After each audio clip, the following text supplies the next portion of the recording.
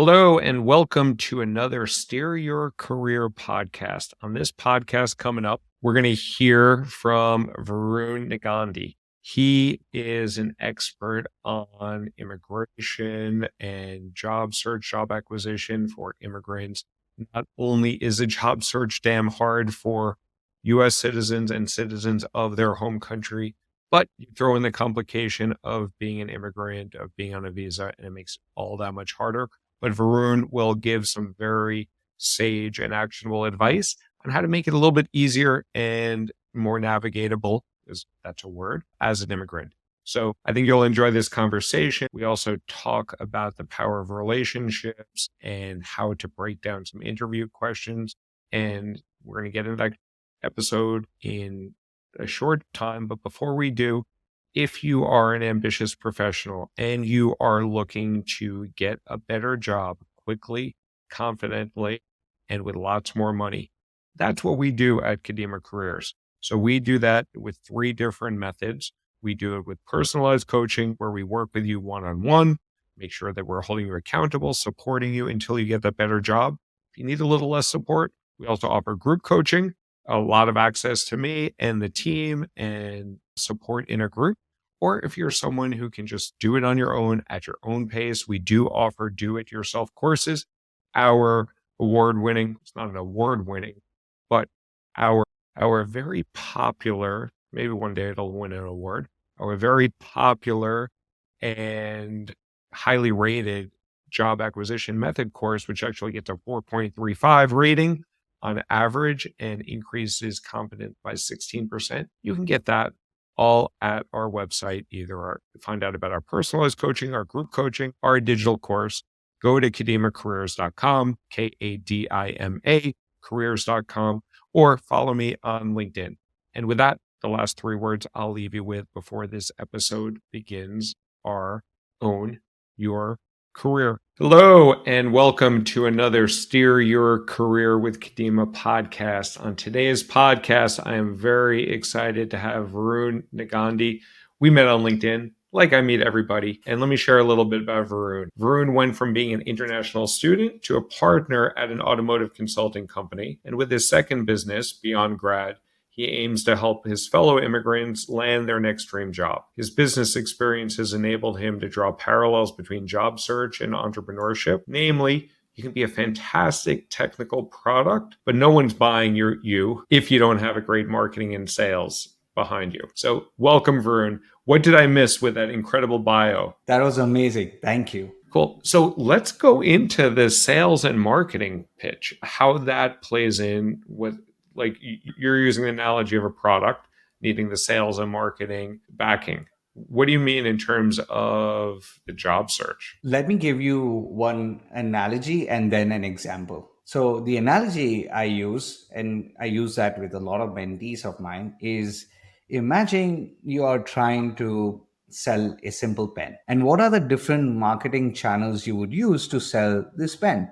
And when I frame it that way, people's brain starts firing and they say, oh, I can do social media marketing, I can do advertisements, I can reach out to B2B customers to see if their company wants pens. The ideas are endless. But what do we do in our job search when we are the product? We just rely on a white piece of paper with some black text on it to do a lot of the heavy lifting for us. So when I put it in that way, that if you are the product, how would you market yourself? If it's just a resume, you are leaving so much at the table. You can create a portfolio, you can optimize your LinkedIn profile, you can build relationships like B2B partners. So the opportunities are endless.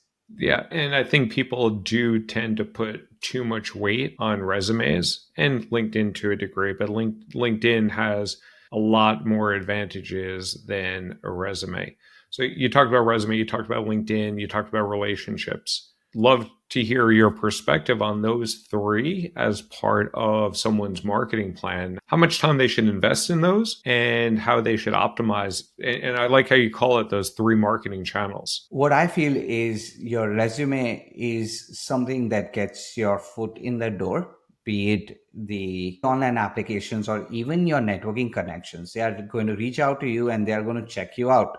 Now, you can send them a resume or they can check out your LinkedIn profile. So, if your product is good and you have all the features and benefits written, then you need a beautiful website or a landing page for people to come in and look at what you are selling. And that beautiful landing page becomes your LinkedIn profile. And that's also just a one step ahead, which is now you've captured somebody's attention. What do you do next? You have to build a relationship with that person to give that person a lot of the assurance and a lot of the impressiveness or perception or positioning that you are somebody that can help them and their company. Again, I think if you look at it as a entrepreneurial venture, you can understand how each of them plays a role in getting you your customer, in this case, landing a job. One marketing asset or channel I did not hear is cover letters. How do you feel about cover letters? Because I have a pretty strong opinion about them, but I'd love to hear yours. I think cover letters are points of opportunity. What I mean by that is we talked about these different marketing channels. One big marketing channel is a credibility portfolio or a credibility pitch. So I'm a fan of analogies. So the analogy I use is me being in a wedding and trying to look for a wedding photographer. The first one comes in and talks about all the beautiful shots she's going to take of my wedding. The second photographer comes, does the same thing, talks about all the beautiful photographs she's going to take, but this time she's also shuffling through a beautiful portfolio of other weddings. Which one are you and I going to select? It's going to be easily the second one, the photographer B. So, cover letters is a place to add a portfolio rather than just a cover letter. It could also be a place to add a pitch. So, the difference I make between portfolio and pitch is if you know the company, you can say, hey, here's how I'm going to come and help you. Here's where I think your competitors are complaining about, and this is the solutions that I would come up with. You can be totally wrong about all of these things because you don't have internal knowledge.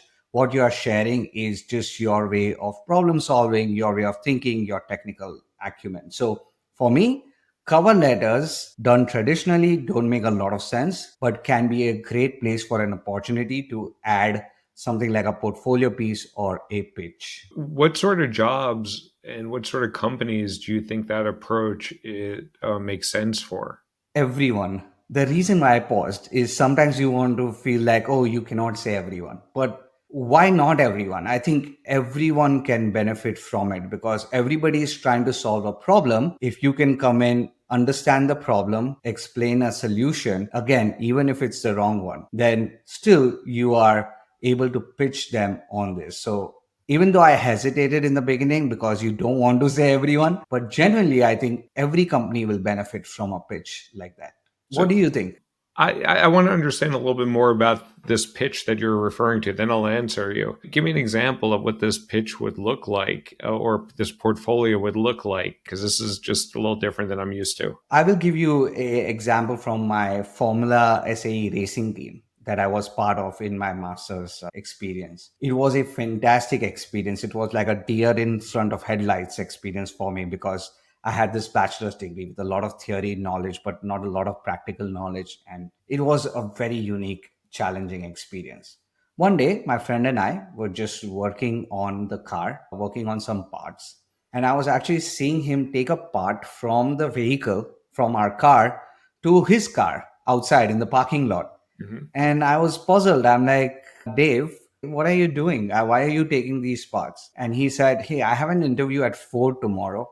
So I want to take this physical part with me that I have designed. So that is a great example of a portfolio piece. Yes, he was taking it physically into an interview, but if you look at it from an application perspective, it can be just pictures of it, talking about how he designed it, what improvement did he make in the efficiency. Yeah. That's a portfolio. I wanted to make that differentiation was you can take that same part, then you can talk to the company about the part that they have that does the same job and say what you will bring to the table using what you've designed. So a pitch is more laser focused on them rather than what just you have done. And at what stage do you suggest that candidates do this? So most people are not taking pieces of cars off to Mhm. present at an interview. Because my general advice is leverage the referral channel as much as possible. If you get recruited, awesome, take anything recruited. And then for cold applications, just get it out as quickly Mhm. as possible for the right sort of roles at the right time. Where does this pitch come into play in that sort of scenario? It works beautifully with somebody who's willing to refer you or somebody who's on the edge of willing to refer you, because now you can impress them before you even get a chance of interviewing somebody. This is all again a positioning exercise. Mhm. Somebody trying to refer you also needs to be confident to put their weight behind you. What I talk about referrals is there are two types of referrals: low touch and an advocate. A low touch is somebody who just say, here's my name, add it to your application. Still better than nothing. But what you really want is the second type, which is the advocate. You want somebody who moves things around behind the scenes for you. And this is especially true for immigrant professionals, because they have to cross the hurdle of sponsorship. So they need a sponsor within the company to push through a lot of those challenging discussions behind the scenes. So to impress the sponsor, you can just say, hey, here's my resume and cover letter. Or you can say, based on our discussion, here's what I think I would bring to the team based on what you shared. It becomes so easy for your sponsor to then forward it to the team, and it just smooths the wheels out and just makes the process easier. You can always use that in the interview process as well, create a massive impression. Yeah. And you bring up an important point about immigrants and the challenge. It's hard for everybody to get jobs. And then you throw in the sponsorship desire. Can you talk a little bit about the challenges that are unique to immigrants on visa? And then some of the strategies that you generally advise on how to navigate those challenges? I think the normal way that people tend to have found jobs is a company puts their hands up and says, hey, we are hiring for this person, and anybody who applies or anybody who's applicable will apply online. That's the normal channel that everybody uses. But it becomes extremely challenging for an immigrant, because in that process, there is something like a knockout question, which is, will you require sponsorship now or in the future? And this happens with students coming out of the university, H1B professionals or specialty workers, anyone from that first rung to like senior staff engineers. Everybody has this problem where they require sponsorship. So it's not an easy process for a company to first judge the person, then also put immediate money behind solving for this immigration problem. So at NSEM, my day job where I'm a partner, when I create a job position, 1 out of 50 people were native, were US residents or didn't require sponsorship. Or the rest 49 were just somebody who required sponsorship. That one person did get the red carpet treatment. Even me as an immigrant making a decision maker, it becomes easy to hire somebody that does not require sponsorship, that you don't know may not be out of sponsorship in a few years. So there are very extremely challenging situations. I think the edge that immigrants are bringing right now is they are filling up a void in the system. So like I said, if I'm looking for an engineer and if I'm putting my application out there, then very low percentage of people applying are natives. All of them are immigrants. So I have a shortage. I will give probably an offer to somebody who's a native versus somebody who's an immigrant, just by virtue of not having to deal with a lot of headaches, especially if they are in the same level playing field. But if I don't have anybody, that's why a lot of these companies are hiring immigrants, is there is a need, and that need is not being fulfilled by the traditional workforce. So, how does a candidate that does need sponsorship now or in the future answer that question? That is a knockout factor. This is a debatable question, and I would love to know your opinion about it. So, some recruiters don't like this, but I can answer for myself. If I have months available, years available where I don't require sponsorship, I will say no. I don't know what the future entails. I will say no to get an opportunity to speak with somebody. Now, knowing full well that the risks are that down the line, they might take me out of contention, or they might hire me but not sponsor me when I need sponsorship. So that's a risk. I personally, Varun, I'm willing to take that risk. Now, if a recruiter comes to me and says, you should have answered yes to that question because sometime in the future you need it, I would say, look, this is not a binary yes or no answer. There are many self sponsorship opportunities available, like EB1, green card. I can do an L1 if this is a multinational company. There are many self sponsorship options available where it is difficult for me to give you a binary answer. That's what I would lead with personally. That's an interesting approach. What are the ramifications of that? Because it is a confusing question. And I generally tell people if you're confused, don't get knocked out. So if someone's on H1B, I believe the situation is they have 1 year to be in the lottery. If they don't get it, then they get another year and then they get a third year to re enter the lottery if they're on a STEM based visa. So what happens during the interview process? What are the ramifications of someone that says no there, but a company might want to know that you only have a 3 year window of time with that company? In this case, I would push people to lead with a lot of confidence, like not bombastic confidence, but a lot of inner confidence. And just say that I won't need sponsorship for the next X months. I am confident that in these X months, I will be able to deliver as a top performer for the team so that sponsorship becomes a no factor. That's what I would lead with. But if you are an H1B professional, you cannot answer no. You need a transfer. In that case, you have to answer yes. The advantage in that case is if you are an H1B professional, you have a lot more experience in the US and you can use your relationships more to have the internal stakeholders already on board before they have this conversation.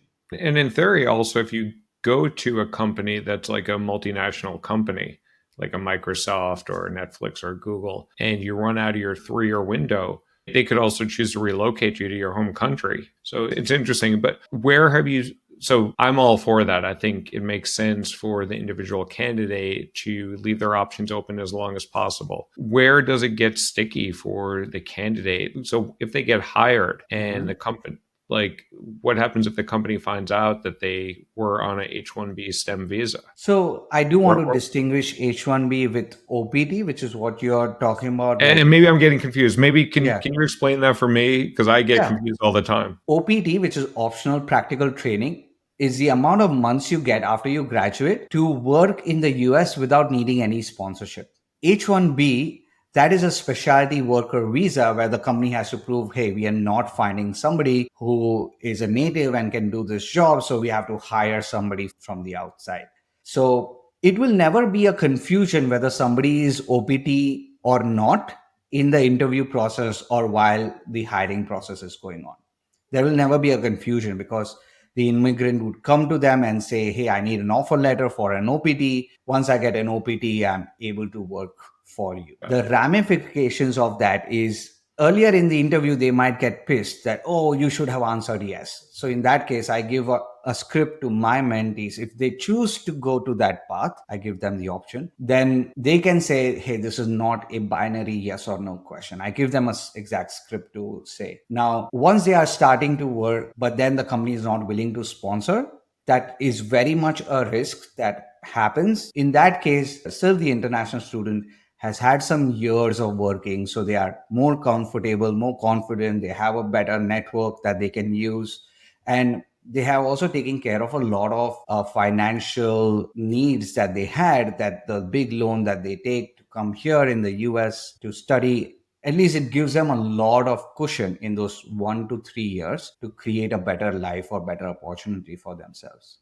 So the worst comes to worst is you don't get the job, which is what happens with most people anyway when they interview. Exactly. But I'm glad that some companies ask this question differently. They ask, what kind of visa would you need? All of that are fair questions to ask. If you get knocked out after that, fair enough. But at least it shows that the company understands the different levels of immigration, because many times they don't even understand and they just don't want the hassle. So in that case, I also empower my mentees to know what is needed, and to give them in a digestible format where it doesn't feel like they need a lot, which they don't. Not in the OPT period, they don't need a lot to hire you. Is there a database of which companies have what policies around this? Like, how would a candidate know? Is difficult because a company might have done H1Bs or might have hired immigrants but have stopped now, or they are not sponsoring for a particular position. It's very tricky. There is no clear cut answer. My suggestion to everybody is reverse engineer from the immigrants that you know. So you can search for your job title and the company, or you can just search for your job title in your geographical location, see where people you think look like you. I don't know if that is racist, but just reverse engineer immigrants that work at other companies. That company would tend to hire other immigrants, and in that case you have to build relationships within the company to understand whether that position will sponsor or not. So yeah, there is legwork involved. Yeah. And I've personally seen when there has been confusion, because not only do I get confused, but even when I worked at Facebook, now Meta, their recruiting team got confused. And we had a woman that went from Amazon to us, and whatever happened in recruiting, they didn't ask her the question or it wasn't answered correctly. We liked her best. We made the offer, and then recruiting came back to me and said, "Oh, sorry, this woman doesn't have the right visa situation." And I raised a fit over that. I was like, we interviewed her. She's the best. We want her. And Facebook figured out how to make it work. So it seems like a lot of this is either fungible or it may make the company work a little bit harder, but it seems like it's not an impossible task. Absolutely. You fought for her. So solutions turned up. But if you just are close to doing anything, then it's better to just try to hire somebody who is a native, and then that you have a smaller pool, if even, to work with. Yeah. Cool, Varun. And before this episode, you and I chatted a little bit about what areas you're passionate about and like to talk about. And one of them was a deep dive on interviewing and like thinking about the question behind the questions being asked of you, and how as a candidate to answer that effectively without rambling. And like, I love your perspective on this. So once you get past the recruiter, once you're actually having an interview with the hiring manager or the loops or even the recruiter, I'd love some of your wisdom on this. It's so interesting that the more you get experience in your career, the more you realize that the question that has been asked is not really the question behind the question of what's been asked. Very simple example is, tell me about yourself.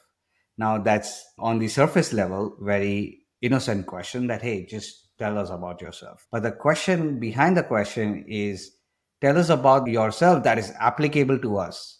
Just make it about us, or make it about why you are a fit for this role. Tell me about yourself that I will find impressive. So there are layers of question behind the question. And that's one example. It reminds me of a quote from one of my mentors, Ramit Sethi. He talks about 80% of a job is done before you enter any room. So, very similar to interviewing, 80% of the job that we do is done before we enter that room and have that conversation. Now, in the beginning, my mind would equate that to time, and that is okay too. So, if your interview is 1 hour, think about the 80/20, and I have to do some quick math here. That's 4 hours of time that you should spend to prepare for this interview. But actually, as you get more advanced, obviously it's not time, it's specificity. How specifically you prepare for that conversation that's going to happen in that room. Are you prepared for that company? Are you prepared for that team? Do you have an advocate that can give you some information? There's a lot of nuance in there, but that 80% that we have to do before we enter that room, that's what I divide between three things: question behind the question, framing the answer, and landing the answer correctly. How do you do those three things? Question behind the question is something that is a skill that just you develop, which is, and a way to do it is simply ask ChatGPT. So AI has this advantage where you can feed it a question and prompt it based on how much ever you want, however you like. A simple prompt can be, start the 20 questions. Can you give me the question behind the question of what the company is asking for? And this is a very simple test. I have tried it out and it does decently well. I say AI gives you 0 to B plus answer, then you have to take it from B plus to A plus. So the way you take it from B plus to A plus is again more conversations with people who are there to understand what are the question behind the questions that they will be curious about. Some people might be technically more curious, whether you know the skills or not. Some people might be business objectively more curious, that are you able to understand the business objective behind this question?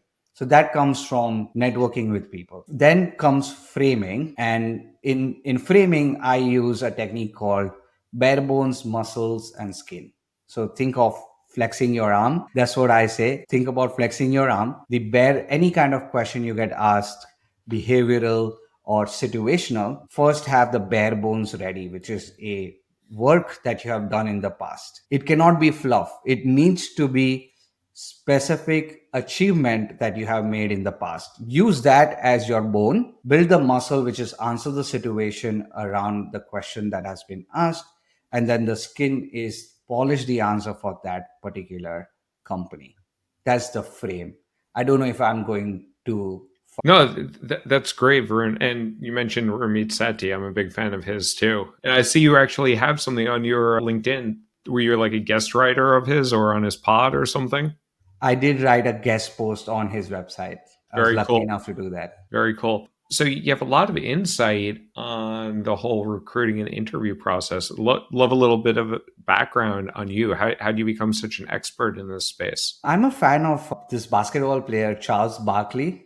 And Charles You Barkley look a little says, like him. I take that as a compliment. This is a money maker right here. So he has a saying that none of us are experts. And I tend to be aligned with that. I don't know if I'm an expert.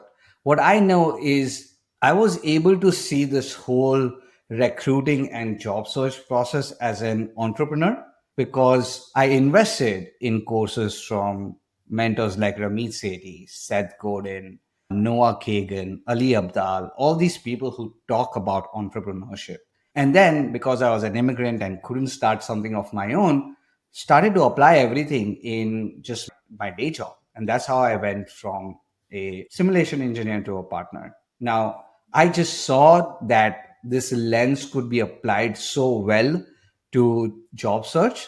So I am a product of my mentors and I'm trying to just pay it forward. Cool. And you talk about entrepreneurship. What are some of the parallels between the job search and entrepreneurship that you're alluding to there? I know several as an entrepreneur myself, but love to hear some of your perspectives. I'll give you an example. Let's say I have to now talk to Alan and I want to work for Alan. Let's say, for example, a great entrepreneurship principle is building a relationship and then understanding what that business needs or what that person needs. So now that I have built a relationship with you, I know how different gears in your machine work and how they move. It is very easy for me to pitch myself to you and say, Alan, I can help you with top of the funnel writing articles. I can help by being probably a coach in your system. There are so many specific things I can do. So, what does an entrepreneur do? They look at a customer, they understand their pain point, and they create a solution that works for that pain point. So, I would say, if nothing else, if that's one big thing that I would leave people with is think of the job search just as an entrepreneur. The company has a pain point, and more than the company, the person running that group has a strong pain point. Understand that pain point, and you will only be able to understand that if you have a relationship with somebody like them or other people like them, where you can translate that to this situation. Esoteric but high level view that understand the customer, understand the pain point, then there are many tactics you can use within that to achieve it.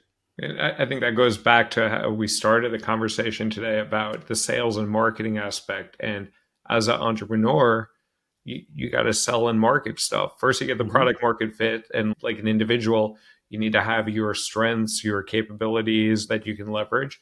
but then you got to sell and market yourself. Or I like to say, rent yourself. And we're all talent as a service. We're not Google's permanent possession, and they are not ours either, as you can see with all these layoffs. Cool. And one last topic before we finish up here. You alluded to earlier on the importance of relationships, and more so than probably any resume or any cover letter or any project or anything like that.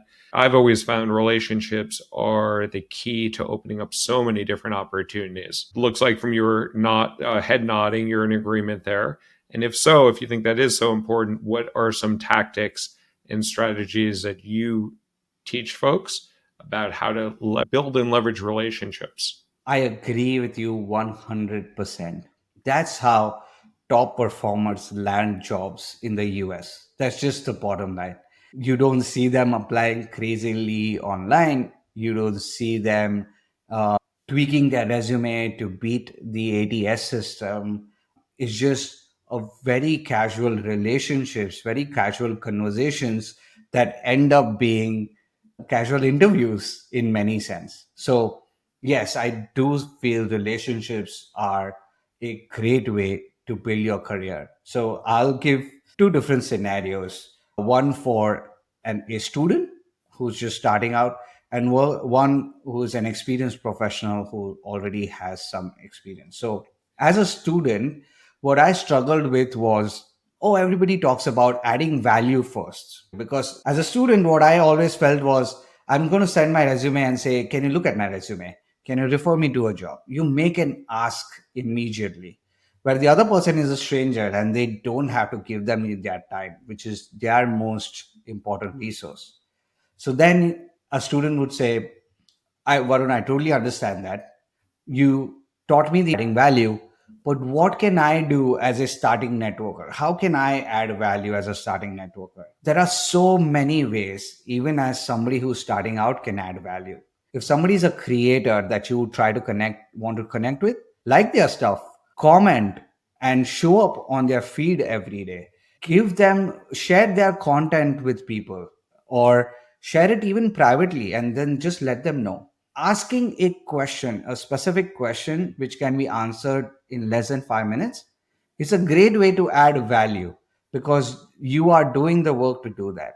If they are not a creator, you can ask a question which can be answered in less than 5 minutes, share an article with your insights and ask them. You can talk to them about their career path. There are many ways to reverse engineer profiles that are out there to then add valuable benefits.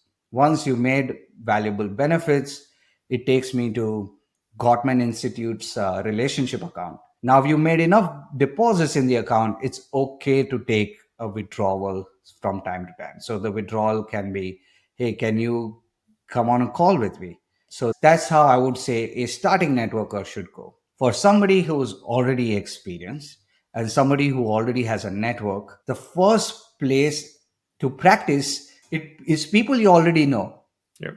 Rather than going out, tell me if you've had one-on-one discussions with everybody in your team and lateral teams. If not, then that is a great way to just build this muscle of net relationship building. Just take everybody out and make it all about them. How did you make this decision in your career? Oh, I see you made a lateral move. What was your motivation behind that? If you had to tell yourself something 5 years back, what would that be? There are n number of questions that can be asked specifically to that person. Build that muscle. Once you have enough exercise inside your group with people that you have immediate access to, then it becomes very easy to then go out to strangers as well because you've already done that. That's amazing. And not only is it easier to warm up with people, but even as you get outside of the close connections, as you get to looser connections, there's lots of research that there's so much strength and value in re-engaging in those loose ties, those loose connections, which it will reopen doors. You'll connect on a personal and a professional wavelength.